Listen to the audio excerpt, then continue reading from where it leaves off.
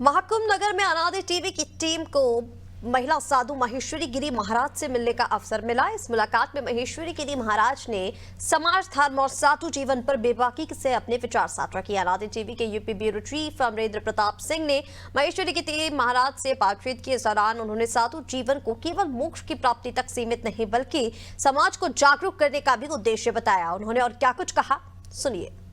महाकुंभ नगर में पूरे देश पूरी दुनिया से संत महंत यति मुनि ऋषि गिरी पुरी स्वामी, आप कह सकते देव गंधर्व किन्नर सब आ चुके हैं। जिस ओर आप नजर डालेंगे आपको कहीं भी कोई बड़ा साधु कभी भी टकरा सकता है, कहीं भी कोई बड़ी साध्वी आपको दर्शन दे सकती हैं। और शक्ति स्वरूप साध्वी जी में से एक साध्वी हैं, हमारे साथ मौजूद हैं, महंत माहेश्वरी गिरी जी, हरिद्वार से हैं। हरिद्वार में आपका आश्रम है। आपसे हम बात करेंगे कि ये शाम को चाय की गुमटी पर महंत जी आप बैठे हैं।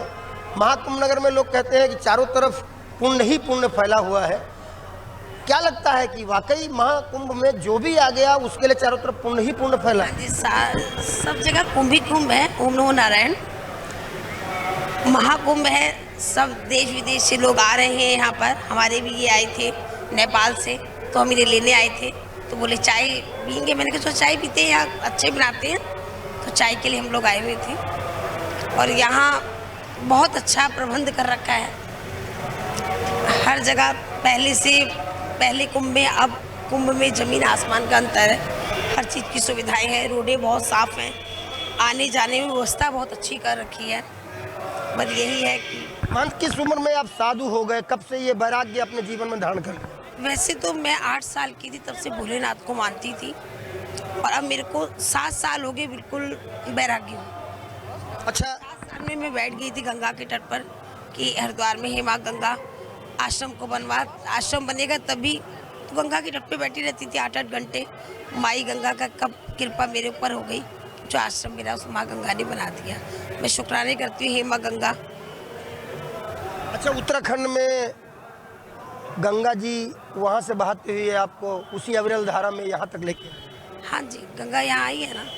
अच्छा, ये बताइए क्या है जीवन, कैसे ये आपके जीवन में अध्यात्म प्रवेश कर गया? क्या चीज़ थी जिसने आपको इतना प्रभावित किया कि ईश्वर ने सब कुछ दिया, बिल्कुल स्वस्थ समंगल अभी भी अब हैं आप? संतों से उनकी उम्र नहीं पूछी जाती, लेकिन वैराग्य एक ऐसी चीज़ है जो कहता बड़ा कठोर है, बड़ा मुश्किल जीवन है, और आपने धारण करके दिखाया और अब आप पूर्ण रूप से उसमें है। तो क्या है इसके पीछे असली वजह? देखो, जब वैराग्य आता है ना, जब घर से निकलते तो सोचते नहीं कि वापस जाना है या नहीं जाना। तो हमें अगर अन्न भी नहीं मिल रहा तब भी हम खा रहे हैं, जो नहीं भी मिल रहा तब भी हम खा रहे हैं। हम कहते नहीं है कि हमें कुछ नहीं मिला, हम अपने भूखे प्यासे। आसान नहीं है संत बनना, संत में बहुत कठिनाइयाँ हैं। कठिनाइयाँ जो झेल लेता है तभी संत बनता है।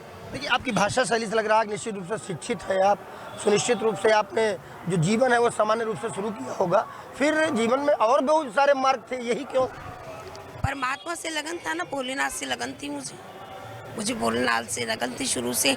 मैं भोलेनाथ की चोरी किया करती थी, 8 साल की थी। और जो मेरी दादी लोग थे ना, वो भगवान को नहीं मानते थे, वो जैसे निरंकारी को मानते थे। तो घर में पूजा पाठ नहीं हुआ करती थी। हमारे ताऊजी वगैरह थे, वो मतलब हमारे जो उसमें ताऊजी थे वो पूजा वूजा करते थे। उनकी बेटी व्रत रखती थी, तो मैं उनसे बोलती थी मेरे को भी व्रत रखना है। तो मैं चोरी से व्रत रखती थी। जो दादी थी ना, उसको पता लगता था खाना नहीं खाएगी। बोला तू खाना क्यों नहीं खा रही स्कूल ले जाने के लिए? मैं बोलती थी मुझे नहीं खाना, मेरे पेट में दर्द है।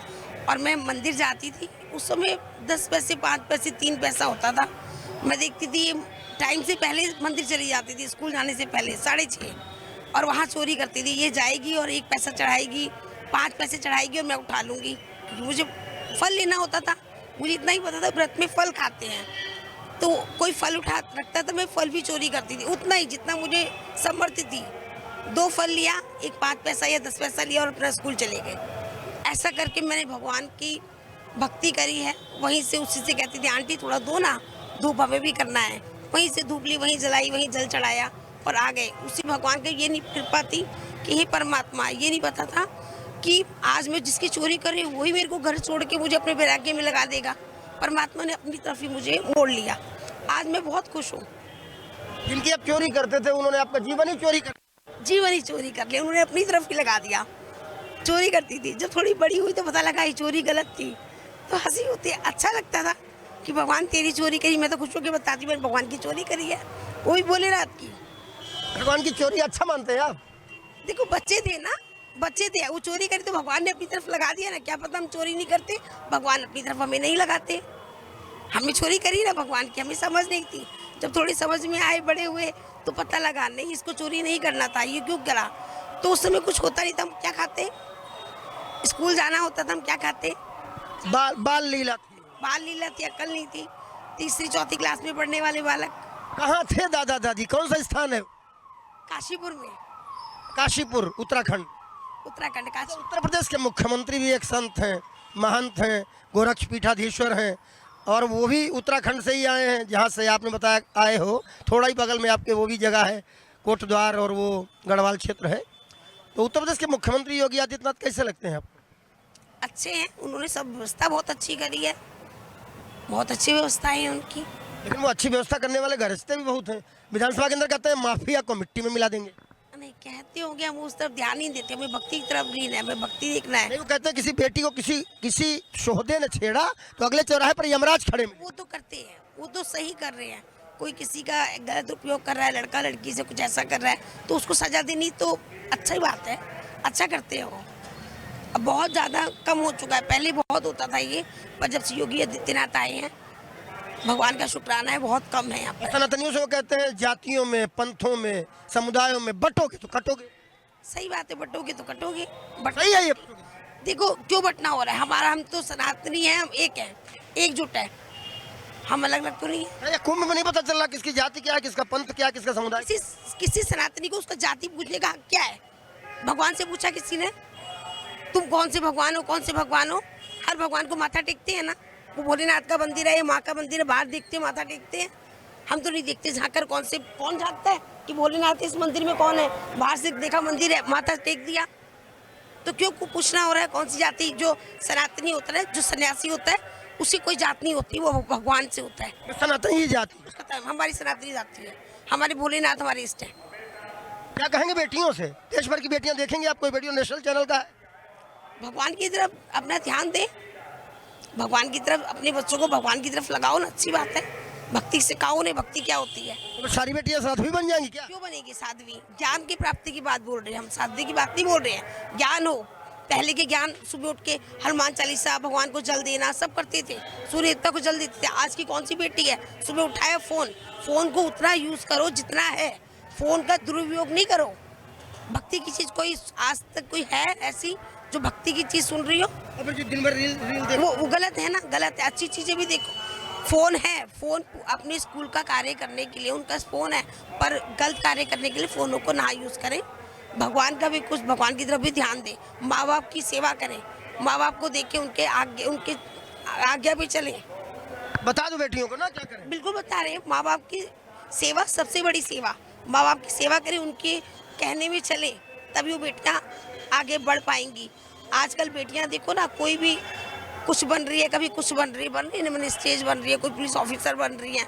अपने आप को इतना करो कि कुछ बन के दिखाओ, अपने माँ बाप को जो पढ़ा रहे हैं आप लोगों को, कुछ बन के दिखाओ कि उनको भी गर्व हो, हमारी बेटी आज कुछ ऑफिसर है, कुछ है। मेरी बेटियों से यही है बस। महंत महेश्वरी पुरी जी, बचपन में क्या नाम था? वो मत, जो बीत गया उसे नहीं बताना, हमें आज्ञा नहीं। जो बीत गया हमारा, अब का चरण पूछो, अब क्या है? अब तो महेश्वरी। हाँ बस, अब महेश्वरी है। नेपाल से ये लोग आपसे मिलने आए हैं, तो नेपाल में क्या है? ये मिले आए, पूछो ना इनसे क्या है। नेपाल में क्या है? नेपाल से मैं वेस्ट बंगाल से आई हूँ। हमारे पास आए हैं, पहली बार कुंभ देखना है, फोन आया था, हमने इनको फोन करा, आप आओ कुंभ देखो, हम दिखाते हैं, हम है ना आपके पास, आप कुंभ, तो कुंभ देखने आए, बहुत अच्छा लग रहा है। अभी तो आए हुए 15-20 मिनट हुए होंगे। हमने बेबाक सवाल किए, महंत जी ने अपने जवाब दिए। अब उनके जवाब में हम तो कोई फर्ज नहीं कर सकते। बेटियों को उन्होंने सलाह भी दी कि ये मोबाइल जो है इसका उपयोग करो, दुरुपयोग न करो। तेज है, शक्ति है, मात्र शक्ति है, और साधु वेश में है, साध्वी हैं, तो निश्चित रूप से सलाह देना, उपदेश देना, ज्ञान देना इन्हीं का कार्य है। हम जैसे मूर्ख पत्रकार इनके साथ बैठ के आपको ये बताएंगे कि सुनो इनकी बात, और इनकी बात में कहीं कुछ सही है तो पालन करो ना उसका, सनातनी हो तो। वीडियो जर्नलिस्ट शिवांशु पटवा के साथ अमरेंद्र प्रताप सिंह, अनादि टीवी, महाकुंभ नगर।